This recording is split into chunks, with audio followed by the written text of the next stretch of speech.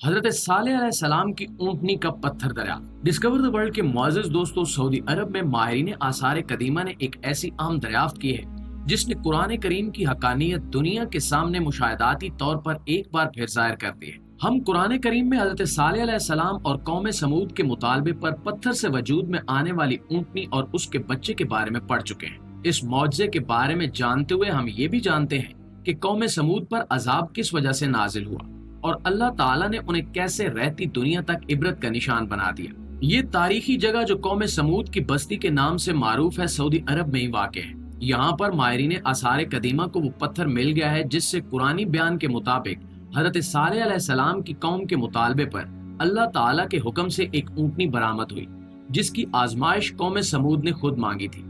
आज की इस वीडियो में हम आपको उस पत्थर की पूरी तारीख और उसके महल्ले वकू के बारे में बताएंगे और इसके साथ साथ हजरत सालेह अलैहिस्सलाम की कौम के चीदा चीदा वाकयात भी बयान करेंगे। तो मजीद देर न करते हुए आइए वीडियो की जानिब बढ़ते हैं। प्यारे दोस्तों, हजरत सालेह अलैहिस्सलाम अरब में एक कबीले समूद की जानिब मबूस किए गए थे। कौम समूद एक बेहद ताकतवर, कदावर और निहायत हुनरमंद कौम थी। इनकी हुनरमंदी का तज़किरा कुरान करीम में भी आता है। ये ऐसी हुनरमंद और ताकतवर कौम थी कि इन्होंने पहाड़ों को तराश कर अपने रहने के लिए मकान बनाए थे जो आज भी उसी जगह पर मौजूद है और उस कौम की कहानी बयान करते हैं। कौम समूद का ये इलाका जिसे मदाइन साले भी कहा जाता है और सऊदी अरब में इसे अल हुजर के नाम से भी जाना जाता है, ये सऊदी अरब के शुमाल मगरबी इलाके में वाक़ है।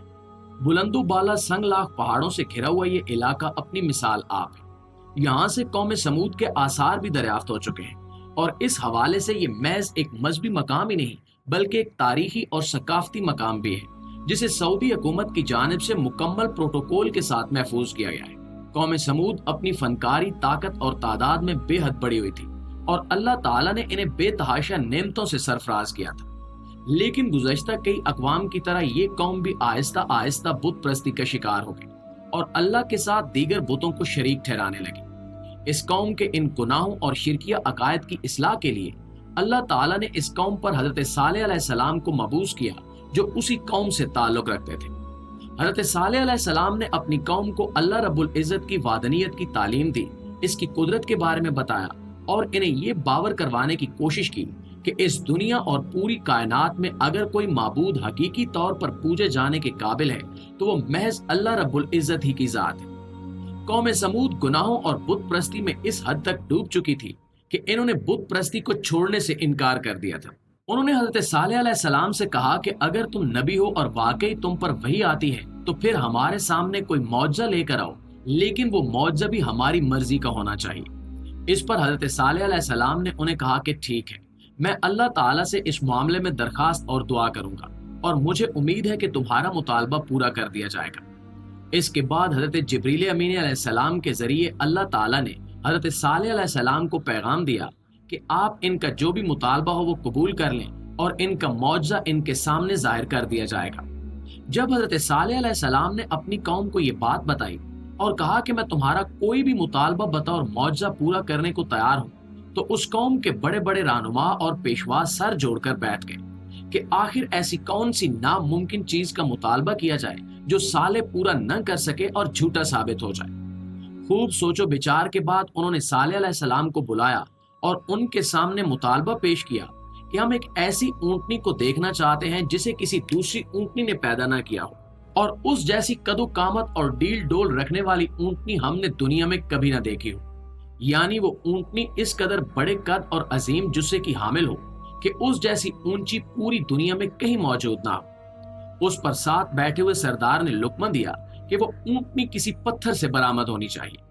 उसकी बात को मजीद टुकड़ा लगाते हुए ये भी कहा गया कि वो ऊँटनी इतनी ताकतवर होनी चाहिए जो एक ही दिन में हमारे शहर के बड़े और मरकजी कुएं का सारा पानी पी जाए। इस पर एक तीसरी तरफ से मुतालबा किया गया कि जब वो ऊँटनी पत्थर से बाहर निकले तो उसके मुंह में घास हो और वो ऊँटनी हामला भी हो। ये तमाम के तमाम बड़े ही बेतुके और बेसरोपा किस्म के मुतालबात थे जिन्हें कोई इंसान पूरा करने के बारे में सोच भी नहीं सकता था। लेकिन हजरत सालेह अलैहिस्सलाम को अल्लाह ताला की जात पर कामिल यकीन था, इसलिए उन्होंने ये मुतालबा तस्लीम कर लिया और अल्लाह की जानिब से इजाजत मिलने के बाद उन्होंने अपनी पूरी कौम को मदऊ किया। पूरी कौम उनके साथ चल पड़ी और उनका मजाक उड़ाने लगी। آخر حضرت صالح علیہ السلام ایک جگہ پر پہنچ کر رکے اور انہوں نے کہا کہ بتاؤ کون سے پتھر سے اونٹنی برآمد کی جائے۔ اس پر انہوں نے ایک درمیانے سائز کی چٹان کی جانب اشارہ کیا اور کہا کہ ہمیں یہ اونٹنی اس پتھر کے اندر سے برآمد ہوتی ہوئی نظر آنی چاہیے۔ حضرت صالح علیہ السلام نے اس پتھر کی جانب اشارہ کیا اور اللہ سے دعا کی تو اللہ کے حکم سے وہ چٹان درمیان میں سے پھٹی اور اس میں سے ایک بڑے عظیم و شان، اونچے قد اور بڑے ڈیل ڈول والی اونٹنی باہر نکل آئی، جس کے منہ میں گھاس تھی جسے وہ چبا رہی تھی اور وہ حاملہ بھی تھی۔ یہ معجزہ دیکھ کر حضرت صالح علیہ السلام کی قوم حیرت سے سن ہو گئی۔ حضرت صالح علیہ السلام اس اونٹنی کو شہر میں لے آئے اور اپنی قوم سے کہا کہ تمہارا مطالبہ اللہ کی جانب سے پورا کر دیا گیا ہے، اس لیے اب تم پر فرض ہے کہ تم اس اونٹنی کا خیال رکھو، اسے تکلیف نہ پہنچاؤ، اور جیسا کہ تم نے کہا تھا کہ ایک دن کا پورا پانی اس اونٹنی کے لیے وقف کیا جائے اور دوسرے دن پورا شہر اس کنویں سے پانی پی سکتا ہے، لیکن جس دن اونٹنی کی باری ہو اس دن اس کنویں سے کوئی بھی پانی نہیں لے گا۔ یہ اللہ تعالیٰ کی جانب سے حکم ہے اور اس کی پاسداری کرنا تم پر لازم ہے، ورنہ تم پر عذاب بھی آ سکتا ہے۔ یہ پابندی سن کر قوم سمود کو بڑا غصہ آیا، لیکن چونکہ وہ معجزے کو اپنی آنکھوں کے سامنے رونما ہوتے ہوئے دیکھ چکے تھے، اس لیے عذاب سے خوف زدہ بھی تھے۔ البتہ انہوں نے اللہ پر ایمان لانے سے پھر بھی انکار کیا اور اسے جادوگری کا کرشمہ کہا۔ اس کے باوجود عذاب کے ڈر کے مارے وہ یہ شرطیں پوری کرنے پر راضی ہو گئے۔ کچھ ہی دنوں بعد اونٹنی نے اپنا بچہ بھی پیدا کر دیا۔